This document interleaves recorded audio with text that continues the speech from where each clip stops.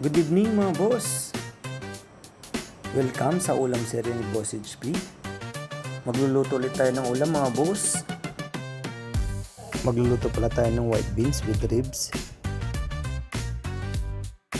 Gumamit na tayo ng pressure cooker kasi medyo matagal lumambot tong white beans natin mga boss.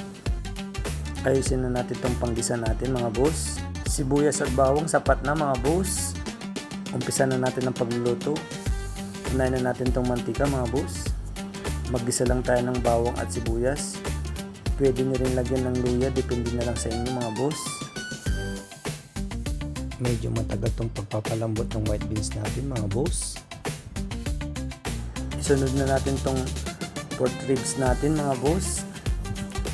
Pag brownin lang natin yan, tsaka natin ihalo sa white beans natin.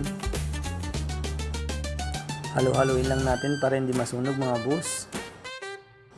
Walang pinagkaiba sa luto ng black beans ito mga boss. Parehas lang po. Habang inaantay natin lumambot yung white beans natin mga boss, pa-shoutout naman din kung anong ulam nyo ngayong gabi. Lagyan natin ng konting paminta tong karne natin mga boss. Pagbalik-balik na rin lang natin para mabilis maluto mga boss. Tignan natin tong white beans natin kung okay na ba. Hindi pa mga boss. Ihalo na natin tong ribs natin mga boss para isahang palambutan na.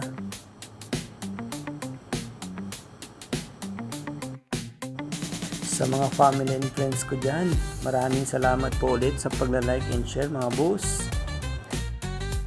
Ilagyan ko pala siya ng isang pork cubes at kunting patis.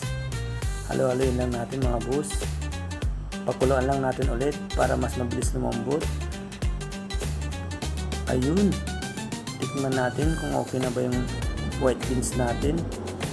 Medyo matigas pa mga boss. Lalagyan ko pala siya ng konting asin.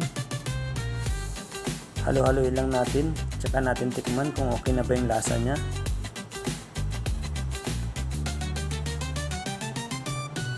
Okay na po mga boss. Takpan ulit natin kasi papalambutin pa natin mga boss. Medyo matigas pa yung white beans at yung karne nya. Panalo na. Tikman ulit natin mga boss kung okay na ba yung white beans at saka yung ribs natin. Okay na to mga boss. Syempre pag ganyan ang ulam mga boss, kailangan natin ng sausawan. Ayusin na natin tong sili natin at kalamansi. Hindi rin magpapaiwan tong patis natin mga boss. Bagay na bagay sa ulam natin na white beans mga boss. Ganito din po ba kayo magluto ng white beans or black beans? Parehas lang yan mga boss. Solve na naman ang gabing ito mga boss. Ilalagay na rin natin tong bok choy natin. Okay na to mga boss. Salamat po ulit sa panonood mga boss. Panalo na. Ano pang inaantay ninyo? Kainan na. Thank you Lord.